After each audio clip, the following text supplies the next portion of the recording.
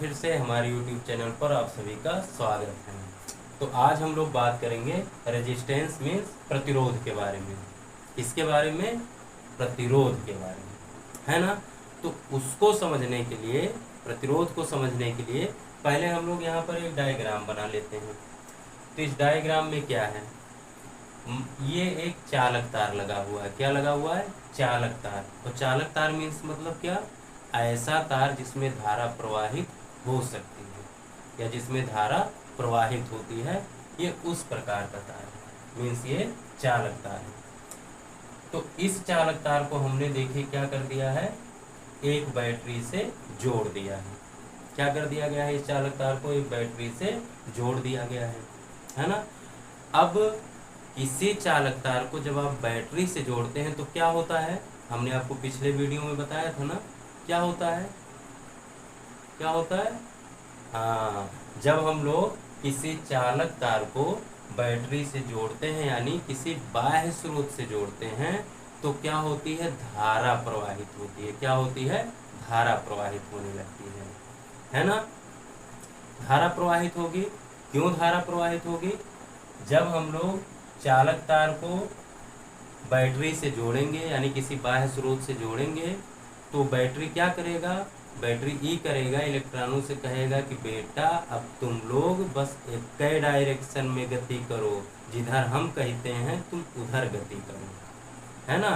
इधर उधर नहीं कि जिधर मूड आ रहा है, मन कर रहा है उधर गति कर रहे हैं, ऐसा नहीं है बेटा, अब तुम हमारे हिसाब से गति करो। तो बैटरी किस प्रकार से गति करवाता है? ये सभी मान लीजिए मुक्त इलेक्ट्रॉन है, चालक है अगर वो, तो उसमें मुक्त इलेक्ट्रॉन होंगे, जाहिर सी बात है। तो ये सभी मुक्त इलेक्ट्रॉन है। अब ये गति किधर करेंगे? तो मुक्त इलेक्ट्रॉन है मीन्स ऋण आवेशित है, तो ये किधर जाएंगे? ऋण आवेश के पास कि धन आवेश के पास? किधर जाएंगे? धन आवेश के पास, है ना। तो ये जो ऋण इलेक्ट्रॉन जो है ये सभी क्या होंगे? धन की ओर आएंगे। किधर आएंगे? धन सिरे की ओर। देखिए इसकी दिशा किधर है? धन सिरे की ओर। और जैसे इलेक्ट्रॉन गति करना चालू करेंगे तुरंत उन्हें धारा प्रवाहित होने लगेगी। क्या होने लगेगी? धारा प्रवाहित होने लगेगी। क्यों? क्योंकि जैसे इलेक्ट्रॉन गति कर रहा है मीन्स इलेक्ट्रॉन अपने साथ आवेश को प्रवाहित कर रहा है। जैसे आवेश प्रवाह की दर को ही हम लोग क्या कहते हैं? धारा कहते हैं। तो इलेक्ट्रॉन इस डायरेक्शन में गति कर रहा है, तो इलेक्ट्रॉन गति कर रहा है मीन्स अपने साथ वो आवेश को भी प्रवाहित कर रहा है, मीन्स वो आवेश प्रवाहित हो रहा, तो आवेश प्रवाह की दर ही क्या होगी? धारा होगी, यानी इसमें धारा भी बहेगी, धारा भी प्रवाहित होगी। यानी जब हम लोग बैटरी से जोड़ देंगे तो इस चालक तार में धारा प्रवाहित होने लगेगी। और उस धारा की दिशा किधर होगी? तो धारा की जो दिशा होती है वो इलेक्ट्रॉनों के चलने के विपरीत दिशा में होती है ना। इलेक्ट्रॉनों के चलने के विपरीत दिशा में होती है। तो इलेक्ट्रॉन देखिए आपकी इधर आ रहे हैं, इस डायरेक्शन में इलेक्ट्रॉन आ रहे हैं, तो करंट जो होगा उसके अपोजिट डायरेक्शन में जाएगा, मतलब करंट इस डायरेक्शन में जाएगा। देखिए हमने धारा आई की दिशा भी बना दी है, इस दिशा में जा रहा है। तो ये बात क्लियर हुई ना कि जब किसी चालक तार को हम लोग किसी बैटरी से जोड़ेंगे तो उसमें धारा प्रवाहित होने लगेगी। क्या प्रवाहित होने लगेगी? धारा। तो अब हम लोग जानेंगे वैद्युत प्रतिरोध क्या है। तो पहले हम आपको बताएंगे वैद्युत प्रतिरोध का डेफिनेशन, कि मतलब जो परिभाषा होती है वैद्युत प्रतिरोध की वो क्या है। तो पहले हम लोग आइए ये जानते हैं कि वैद्युत प्रतिरोध की परिभाषा क्या है। तो परिभाषा क्या है कि कोई चालक तार है, इस चालक तार के सिरों के बीच में आपने क्या किया? बैटरी लगा दिया, मतलब विभवांतर लगा दिया, है ना। तो उसमें क्या उत्पन्न होने लगेगी? धारा। तो हम लोग इसकी डेफिनेशन कैसे दे सकते हैं वैद्युत प्रतिरोध का, कि किसी चालक तार के सिरों के बीच, है ना, लगाया गया विभवांतर V तथा उसमें बहने वाली धारा I का जो अनुपात होता है वही उस चालक तार का वैद्युत प्रतिरोध कहलाएगा। क्लियर हुआ ना। तो वैद्युत प्रतिरोध की डेफिनेशन क्या हुई कि किसी चालक तार के सिरों के बीच लगाया गया विभवांतर V तथा उसमें बहने वाली धारा I का जो अनुपात होता है वही उस चालक तार का प्रतिरोध होता है, जिसे हम लोग किससे प्रदर्शित करते हैं? R से। किससे? R से। और इसका मात्रक वोल्ट प्रति एम्पियर होता है, जिसे हम लोग ओम भी कहते हैं। तो इतनी बात क्लियर हुई ना। तो अभी हमने क्या जाना, अभी हमने जाना प्रतिरोध का डेफिनेशन, प्रतिरोध की परिभाषा जानी है केवल। पर क्या आपने एक्चुअली में प्रतिरोध समझा? हाँ, कि आपने डेफिनेशन पढ़ ली कि चालक तार के सिरों के बीच लगाए गए विभवांतर V तथा उसमें बहने वाली धारा I का अनुपात उस चालक तार का वैद्युत प्रतिरोध कहलाता है। अगर आप इतना जानते हैं तो आप कुछ नहीं जानते हैं। क्यों? क्योंकि आपको केवल उसकी डेफिनेशन जाने हैं ना। एक्चुअली में प्रतिरोध क्या है वो चीज़ अभी आपने नहीं जानी। तो एक्चुअली में प्रतिरोध क्या है वो चीज़ हम आपको आगे बताएंगे, है ना। तो पहले ये समझिए प्रतिरोध मीन्स होता क्या है। सिंपल भाषा में जानिए प्रतिरोध मीन्स क्या होता है। प्रतिरोध मीन्स होता है बाधा, रुकावट, अवरोध, है ना। अब मान लीजिए जैसे आप जा रहे हैं, आपके रास्ते में कोई आपको रोक रहा है, मीन्स वो आपके रास्ते में बाधा उत्पन्न कर रहा है, अवरोध उत्पन्न कर रहा है, प्रतिरोध लगा रहा है। तो बात समझ में आई। प्रतिरोध मीन्स बाधा या रुकावट या अवरोध, है ना। तो यहाँ पर जो प्रतिरोध पढ़ रहे हैं हम लोग, इसका मतलब क्या हुआ, है ना। तो धारा की दिशा में, मतलब धारा जब बहे तो धारा के प्रवाहित होने में, धारा के प्रवाहित होने पर उसके मार्ग में जो भी कारक अवरोध उत्पन्न करते हैं, बाधा उत्पन्न करते हैं, उसी को हम लोग क्या बोलते हैं, वैद्युत प्रतिरोध।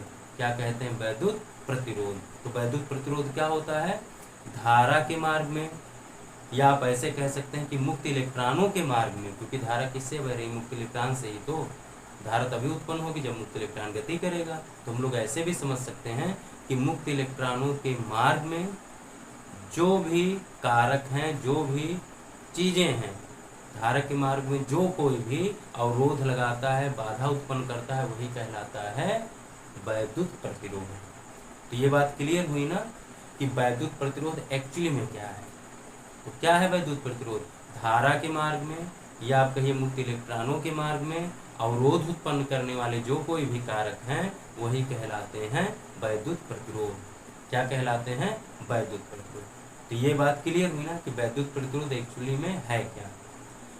तो अब आगे हमें ये समझना है कि धारा के मार्ग में या मुक्त इलेक्ट्रॉनों के मार्ग में कौन सी चीजें हैं जो अवरोध उत्पन्न करती हैं, मीन्स बाधा उत्पन्न करती हैं। अब हम लोग ये जान लेते हैं कि आखिर मुक्त इलेक्ट्रॉनों के मार्ग में कौन सी ऐसी चीज है जो रुकावट पैदा करती है, मीन्स अवरोध लगाती है ना। तो उसको जानने के लिए मान लीजिए हमने यहाँ पर एक तार बना लिया है। क्या बना लिया है? तार। अब ये तार बना हुआ है, तो तार किससे बना होगा? परमाणुओं से बना होगा, है ना। किससे बना होगा? परमाणु से। और सामान्य ताप पर इन परमाणुओं के बाहरी कक्षा के जो इलेक्ट्रॉन होते हैं वो अपने परमाणुओं को छोड़ करके क्या हो जाते हैं? जुदा हो जाते हैं। क्या हो जाते हैं? अलग हो जाते हैं। यानी सामान्य ताप पर ही इस तार के परमाणुओं में जो बाहरी कक्षा के इलेक्ट्रॉन हैं वो अपनी कक्षा छोड़ करके परमाणु से अलविदा हो जाते हैं ना। तो मान लीजिए, हाँ, और दूसरी बात, अब जिन परमाणुओं से भी इलेक्ट्रॉन निकलेगा तो परमाणु कैसा हो जाएगा भैया? हाँ, तो परमाणु कैसा हो जाएगा? अगर कोई परमाणु इलेक्ट्रॉन देता है तो कैसा हो जाता है? धन आवेशित हो जाता है। कैसा हो जाता है? धन आवेशित हो जाता है, या आप समझिए धन आयन बढ़ जाता है। क्या बन जाता है? धन आयन। तो यहाँ जो हम लोगों ने तार लिया है, इसमें मान लीजिए कई सारे परमाणु थे, है ना। कई सारे परमाणु थे और सामान्य ताप पर इन सभी परमाणुओं के बाहरी कक्षा के जो इलेक्ट्रॉन हैं वो निकल गए हैं, मीन्स मुक्त हो गए हैं। तो ये सभी परमाणु कैसे बन गए हैं? धन आयन हो गए हैं। क्या हो गए हैं? धन आयन हो गए। आई बात समझ में? अभी जो धन आयन होते हैं ये बेचारे शांत ऐसे बैठे रहते हैं। का? ऐसे शांत बैठे रहते हैं।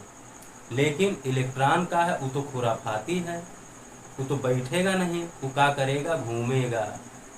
परमाणुओं के बीच में जो रिक्त स्थान होता है उसी में क्या करेगा, वो घूमेगा, है ना। अब मान लीजिए यहाँ पर हमने एक मुक्त इलेक्ट्रॉन को लिया है और ये घूमेगा, इसे ये अकेले बैठे वाला नहीं है ना। तो ये जब ऐसे घूमेगा मीन्स गति करेगा इलेक्ट्रॉन, तो इसके सामने धन आयन बार बार आया करेंगे ना, क्योंकि इसमें धन आयनों की संख्या मीन्स परमाणुओं की संख्या ढेर सारी होगी, यानी इस तार में ढेर सारे धन आयन होंगे। तो जब इलेक्ट्रॉन चलेगा तो बार बार उसके सामने ना कोई धन आयन आके बैठा रहेगा, है ना। तो किसका काम करेगा, हाँ, प्रतिरोध का काम करेगा कि नहीं, हाँ। नहीं समझ में आई बात, चलिए अभी हम बताते हैं आपको। मान लीजिए आप किसी रास्ते में जा रहे हैं, है ना, और रास्ते में मान लीजिए कौन बैठा है और वो हटे ना, तो वो आपके मार्ग में, आपके गति में अवरोध उत्पन्न कर रहा है कि नहीं कर रहा है, हाँ? तो अवरोध यही नहीं होता कि को आपके आके ढकेल है तब आप वो कि हाँ ये तो अवरोध उत्पन्न कर रहा है, हमका रोक रहा है, नहीं, वो आपके रास्ता में आई छेका के बैठ जाएगा तब भी वो क्या कर रहा है, आपके मार्ग में अवरोध उत्पन्न कर रहा है। तो ठीक उसी प्रकार ये जो धनायन होते हैं चुपचाप बेचारे शांति से बैठे रहते हैं, इनको गम होता है ना कि इलेक्ट्रॉन निकल गया, तो बेचारे गम मनाते हैं, अकेले चुपचाप बैठे रहते हैं। लेकिन इलेक्ट्रॉन ये तो भैया बहुत दिन बाद आज़ाद हुआ है, तो ये आज़ादी का भरपूर मजा लेता है, मतलब ये टहलता घूमता रहता है। तो जब इलेक्ट्रॉन टहलता घूमता रहता है तो बार बार उसके रास्ते में धनायन आया करता है, यानी उसके राह में बार बार रुकावट आया करती है। तो यही जो धनायन होते हैं यही इलेक्ट्रॉन के चलने में बाधा उत्पन्न करते हैं, मीन्स धारा के चलने में बाधा उत्पन्न करते हैं, है ना। तो यही चीज क्या कहलाती है, प्रतिरोध कहलाती है। समझ में आई बात। तो हमने आपको क्या क्या बताया, प्रतिरोध का डेफिनेशन बताया, मतलब डेफिनेशन के आधार पर प्रतिरोध को बताया, और उसके बाद प्रतिरोध एक्चुअली में क्या है एक्चुअली में प्रतिरोध कि किसी समझ लीजिए आप वैद्युत धारा के मार्ग में अवरोध उत्पन्न करने वाले जो कारक हैं वही वैद्युत प्रतिरोध कहलाते हैं। और हमने आगे ये आपको बताया कि आखिर धारा के मार्ग में अवरोध कौन उत्पन्न कर रहा है, कौन प्रतिरोध का कार्य कर रहा है। तो कौन प्रतिरोध का कार्य करेगा, धन आयन। कौन करेगा, धन आयन। क्योंकि धारा कहाँ बहती है, तारे में न बहती है कि कहूँ बाहर बहती है, तारे में बहती है ना। तो तारे में तो उसको रोकने वाला कोई होगा। जब धारा तार में बह रही है तो यानी धारा को रोकने वाला, यानी उसके रास्ते में अवरोध उत्पन्न करने वाला भी कहाँ होगा, तारवे में होगा ना। तो वो बाधा का काम कौन करता है, यानी रुकावट कौन पैदा करता है, धारा के मार्ग में, या आप समझिए मुक्त इलेक्ट्रॉन के मार्ग में रुकावट कौन उत्पन्न करता है, यही धन आयन। तो धन आयन ये क्या है, ये वही परमाणु है जिनसे इलेक्ट्रॉन अलग हो गया है। तो यही क्या है, रास्ते में बैठे रहते हैं, तो जब इलेक्ट्रॉन चलता है तो बार बार सामने आया करता है धन आयन, यानी इलेक्ट्रॉन के चलने की दिशा में अवरोध उत्पन्न करता है, मीन्स धारा के चलने की दिशा में अवरोध उत्पन्न करता है, मीन्स प्रतिरोध का कार्य करता है। तो ये बात समझ में आई कि प्रतिरोध क्या है, एक्चुअली में प्रतिरोध क्या है और प्रतिरोध का काम कौन करता है। तो इतनी बात तो क्लियर हो ही गई होगी, है कि नहीं, हो गई है ना। तो अब हम आपको आगे ये बताएंगे कि जो प्रतिरोध होता जो है ये किन किन चीजों पर निर्भर करता है। तो हम लोग आगे यही चीज के बारे में चर्चा करेंगे कि जो प्रतिरोध होगा वो किन किन चीजों पर डिपेंड करेगा, मीन्स कब बढ़ेगा और कब घटेगा, है ना। तो जनरली जो होता है प्रतिरोध वो 3 चीजों पर निर्भर करता है। किस पर, 3 चीजों पर। और वो 3 चीजें क्या हैं, पहली बात तो ये बताइए भैया वैद्युत प्रतिरोध होगा कहाँ होगा, तरवे में ना होगा, है ना।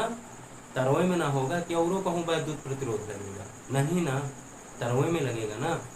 तो अब वैद्युत प्रतिरोध जो होगा वो किस पर डिपेंड करना चाहिए, तार की लंबाई पर। किस पर, तार की लंबाई पर निर्भर करता है। और किस पर, दूसरा तार की मोटाई पर। किस पर, तार की मोटाई पर निर्भर करता है। और तीसरा ताप पर निर्भर करता है। किस पर, ताप पर। तो जो प्रतिरोध होगा वो इन्हीं तीनों चीज पर डिपेंड करता है जनरली, तार की लंबाई पर, तार की मोटाई पर और ताप पर। आई बात समझ में? अब आप सोच रहे होंगे कि तार की लंबाई पे कैसे डिपेंड करता है, हैं? आइए हम देखिए बताते हैं।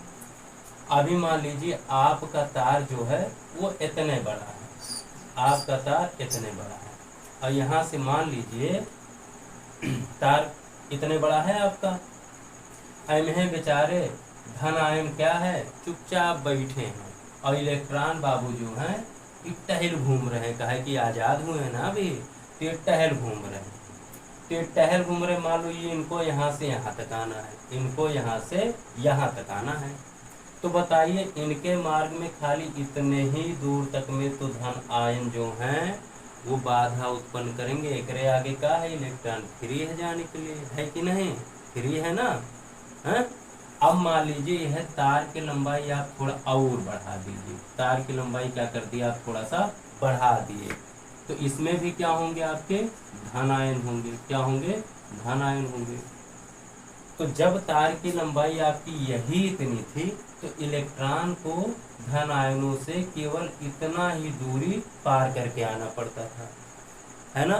धन आयन जो बाधा का काम कर रहे थे, केवल इलेक्ट्रॉन को यहाँ से इतनी ही दूर तक आना पड़ता था, क्योंकि तार इतना ही बड़ा था, है ना?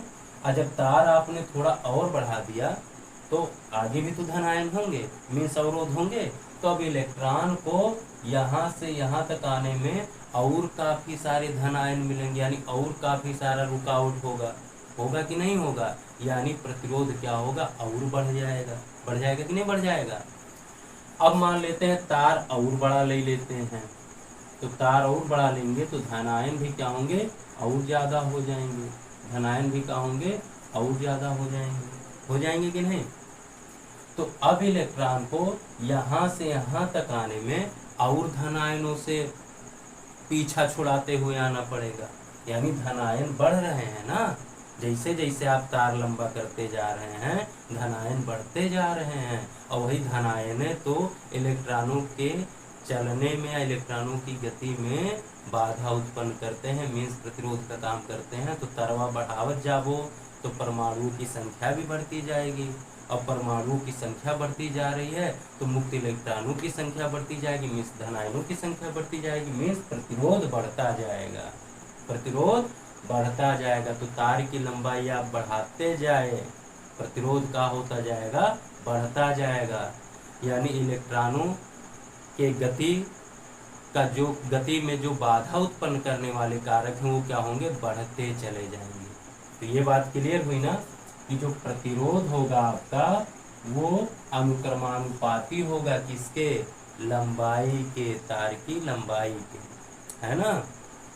तार की लंबाई आप बढ़ाते जा रहे हैं, धन आयन भी बढ़ते जा रहे हैं, मीन्स अवरोध बढ़ता जा रहा है। क्या बढ़ता जा रहा है? अवरोध बढ़ता जा रहा है। तार की लंबाई आप कम करते जाइए, कम कर दीजिए, तो धन आयन भी कम हो जाएंगे, धन आयन भी कम हो जाएंगे। तो यानी धन आयन ही तो प्रतिरोध है, धन आयन ही तो मार्ग में रुकावट पैदा कर रहा है, मीन्स प्रतिरोध भी कम हो जाएगा। तो यहाँ सीधा सीधा संबंध है प्रतिरोध का लंबाई के साथ, कि लंबाई बढ़ेगा धन आयन बढ़ेंगे, प्रतिरोध बढ़ेगा, लंबाई घटाएंगे धन आयन कम होंगे, यानी प्रतिरोध कम हो जाएगा। ये बात समझ में आई कि जो प्रतिरोध होता है वो तार की लंबाई के अनुक्रमानुपाती होता है। तो ये बात क्लियर हो गई ना। अब दूसरी चीज हम लोग देखते हैं कि प्रतिरोध जो होता है वो तार की मोटाई पर कैसे निर्भर करता है ना? अभी मान लीजिए तार जो है आपका इतना पतला है, इतना पतला तार है, ठीक है ना? अब यहीं में धन आयन है, यहीं धन आयन ऐसे भरे पड़े हैं। धन आयन मीन्स क्या? जो इलेक्ट्रॉनों के मार्ग में अवरोध उत्पन्न करते हैं, मीन्स प्रतिरोध समझ सकते हैं। अब मान लीजिए कौनो इलेक्ट्रॉन यहाँ से आना चाहे ऐसे, तो अब आप ही बताइए, यहाँ से अगर इलेक्ट्रॉन आएगा तो इसे ज्यादा अवरोध का सामना करना पड़ेगा कि नहीं करना पड़ेगा, है ना? अब इसी का एक दूसरा फिगर बनाते हैं। मान लेते हैं एक मोटा तार है, थोड़ा सा मोटा तार है,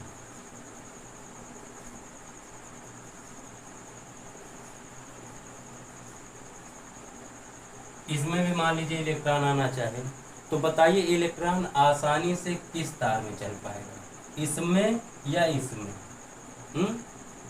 बताइए, इसमें चलेगा कि इसमें चलेगा? मान लीजिए एक पतला सा रास्ता है और वह दर्जनों लोग गुजर रहे हैं, तो समस्या होगी कि नहीं होगी? और अगर वही रास्ता आप मोटा कर दें, अब दर्जन लोग गुजरे, अब दर्जन भर आदमी गुजरे, तब तो समस्या कम होगी, अवरोध कम होगा। तो ऐसे यहाँ भी है, रास्ता पतला है मीन्स तार पतला है, यानी इलेक्ट्रॉन को जाने में समस्या होगी। इलेक्ट्रॉन को जाने में समस्या होगी यानी प्रतिरोध ज़्यादा होगा, अवरोध ज़्यादा है, तभी तो इलेक्ट्रॉनों को जाने में समस्या हो रही है कि नहीं? और जब वही आप रास्ता चौड़ा कर दीजिए मीन्स तार को चौड़ा कर दीजिए, तार को मोटा कर दीजिए, तो इलेक्ट्रॉन को अब गुजरने के लिए अधिक स्पेस मिल रहा है, अधिक रास्ता मिल रहा है, यानी इलेक्ट्रॉन यहाँ पर थोड़ा आसानी से गुजर सकता है। वो इलेक्ट्रॉन आसानी से गुजर सकता है मीन्स उसके मार्ग में प्रतिरोध कम है, अवरोध कम है। तो क्या बात समझ में आई कि तार पतला होगा तो इलेक्ट्रॉन के गुजरने में, है ना, परेशानी आएगी, अवरोध आएगा मीन्स प्रतिरोध ज़्यादा होगा, रुकावट ज़्यादा होगी। और तार मोटा होगा तो इलेक्ट्रॉन को इस तार में गुजरने के लिए, है ना, कम रुकावट होगी, है ना, कम रुकावट होगी मीन्स प्रतिरोध कम होगा, इसमें इलेक्ट्रॉन आसानी से गुजर जाएगा, यानी इसके लिए प्रतिरोध कम होगा, अवरोध कम होगा। तो ये बात समझ में आई ना कि तार की मोटाई पर प्रतिरोध कैसे निर्भर करता है। अगर तार पतला है, तार क्या है, पतला है ना, तो प्रतिरोध ज़्यादा होगा, प्रतिरोध क्या होगा, ज़्यादा होगा। और तार अगर मोटा है तो प्रतिरोध क्या हो जाएगा, कम हो जाएगा, क्योंकि मोटा रास्ता रहेगा तो इलेक्ट्रॉन बेचारे इधर उधर दाएं बाएं सोई के निकल लेंगे, है ना, यानी अवरोध कम लगेगा। और तार अगर मान लीजिए पतला है तो इलेक्ट्रॉन का इधर उधर से गुजरने में थोड़ी मुश्किल होगी, यानी अवरोध बढ़ेगा। तो बात क्लियर हुई, तार पतला तो अवरोध ज़्यादा, तार मोटा तो अवरोध कम। तो यहाँ से क्या समझ में आ रहा है, यहाँ उल्टा संबंध है तार की मोटाई और प्रतिरोध में। कैसा संबंध है, उल्टा। मोटाई कम हो रही है, प्रतिरोध बढ़ रहा है, और मोटाई ज़्यादा कर रहे हैं तो प्रतिरोध कम हो रहा है ना। और तार की मोटाई मीन्स क्या, तार का अनुप्रस्थ काट क्षेत्रफल, उसको हम लोग बोल सकते हैं। जैसे मान लीजिए मार्कर है ना, ये चीज़ जो होता है ये तार की मोटाई है, और इसी चीज़ को हम लोग बोलते हैं क्या, अनुप्रस्थ काट क्षेत्रफल, है ना। यानी ये जो प्रतिरोध होगा ये व्युत्क्रमानुपाती होगा किसके, तार की मोटाई के मीन्स अनुप्रस्थ काट क्षेत्रफल के। आप मोटाई कम करोगे प्रतिरोध बढ़ जाएगा, मोटाई ज़्यादा करोगे प्रतिरोध क्या होगा, कम हो जाएगा। दूसरी बात भी क्लियर हो गई कि तार का जो प्रतिरोध, मतलब धारा का जो प्रतिरोध है वो मोटाई पर निर्भर कैसे करता है। ये हो गया, दो चीज़ें क्लियर हुई कि प्रतिरोध जो होगा वो तार की लंबाई पर निर्भर करेगा, डिपेंड करता है, और तार की मोटाई पर डिपेंड करता है। 2 पॉइंट हो गए। अब तीसरा हमें बताना है तार के ताप पर, कि प्रतिरोध जो होता है वो ताप पर कैसे निर्भर करता है ना। तो इसको जानने के लिए देखिए, ये हम लोग मान लेते हैं एक रास्ता है, ये क्या है, एक रोड है, हाईवे है, और मान लीजिए किसी कारणवश इस हाईवे पे जितनी गाड़ियां हैं सब रुकी हुई हैं, सब क्या हैं, रुकी हुई हैं, है ना। और जैसा कि अभी हमने आपको बताया कि सामान्य ताप पर, सामान्य ताप मीन्स मतलब क्या, जो हमारे रूम टेम्परेचर है, हमारे आसपास का जो ताप है वो सामान्य ताप है। तो उस ताप पर केवल मुक्त इलेक्ट्रॉन गति करता है भैया, और धन आवेश का होता है चुपचाप बैठा रहता है, उसका गम है इलेक्ट्रॉन निकल रहा है ना। तो सामान्य ताप पर ये चुपचाप बैठा रहते हैं और इलेक्ट्रॉन गति करता रहता है। तो मान लीजिए ताप सामान्य है, ताप क्या है, सामान्य ताप है, ये बेचारे सब चुपचाप बैठे रहेंगे, इलेक्ट्रॉन मान लीजिए इनके बीच जो रास्ते हैं उनमें से होके का होगा, गुजर जाएगा, यानी प्रतिरोध कम होगा, ठीक है ना। अब मान लीजिए क्या हो जाए, अब मान लीजिए क्या हो जाए, ताप बढ़ जाए, ताप का हो थोड़ा सा बढ़ा दिया जाए, ताप क्या कर दिया जाए, बढ़ा दिया जाए। तो जब आप ताप बढ़ा दिए हैं ना, तो जो बेचारे धन आए ना वही चुपचाप बैठे थे, इनका भी एनर्जी मिल गया है, क्या मिल गया है, अब इनका भी एनर्जी मिल गया है। तो क्या करेंगे, अब ये भी गति करने लगेंगे। क्या करने लगेंगे, ये भी गति करने लगेंगे। तो मान लीजिए जब अभी ये रुके हुए थे, यानी जब सामान्य ताप था तो ये स्थिर रहते हैं। तो जब ये स्थिर थे तो इलेक्ट्रॉन बड़े आराम से इनमें से हो करके गुजर जा रहा था, कोई ज़्यादा रुकावट उत्पन्न नहीं हो रही थी। लेकिन जब ताप बढ़ गया, ताप क्या हो गया, बढ़ गया, यानी इनका भी एनर्जी मिल गया। अब इनका भी एनर्जी मिल गया तो अब क्या करते हैं, यही सब जो भाई चुपचाप बैठे थे, अब ये लोग टहलने घूमने लगते हैं। क्या होने लगते हैं, टहलने घूमने लगते हैं। अब मान लीजिए कोई इलेक्ट्रॉन इधर से आ रहा है, ये भी भाई लोग क्या है, टहल घूम रहे हैं। तो इलेक्ट्रॉन आएगा और ये टहल घूम रहे हैं तो बार बार इनसे क्या करेगा, टकराएगा कि नहीं टकराएगा, टकराएगा ना।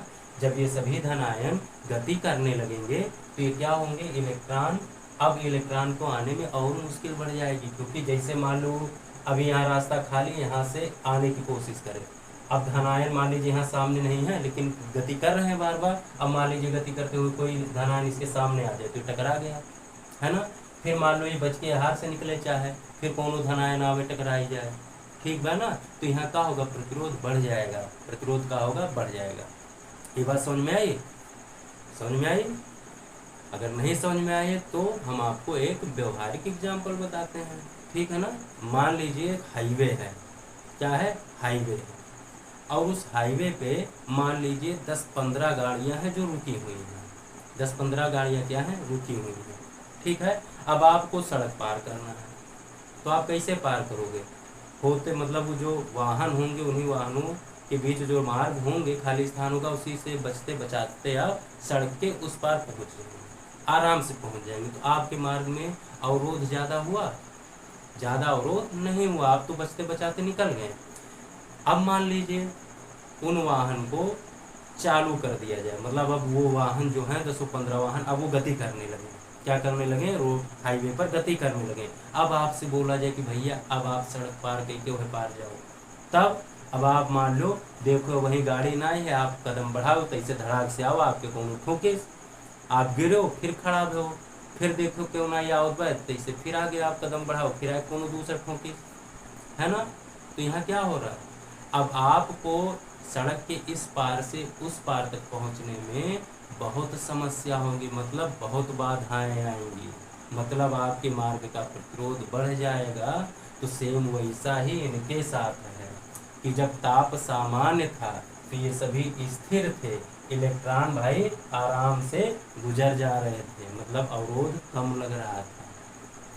और जब ताप बढ़ाया गया मतलब इनको भी एनर्जी मिली, अब इन्हों के अंदर खलबली मचा तो यहू का करने लगे, गति करने लगे। और जब यहू गति करने लगे तो इलेक्ट्रॉन बेचारा कितनों बच के निकलने की कोशिश करेगा, लेकिन बार बार टकराता जाएगा, यानी अब इलेक्ट्रॉन को चलने में अधिक अवरोध उत्पन्न होगा, इलेक्ट्रॉन के मार्ग में अवरोध बढ़ जाएगा, मीन्स प्रतिरोध क्या होगा, बढ़ जाएगा। तो ये बात क्लियर हुई ना कि ताप के बढ़ जाने पर प्रतिरोध क्या होता है, बढ़ जाता है। क्या हो जाता है, ताप के बढ़ जाने पर प्रतिरोध क्या होता है, बढ़ जाता है।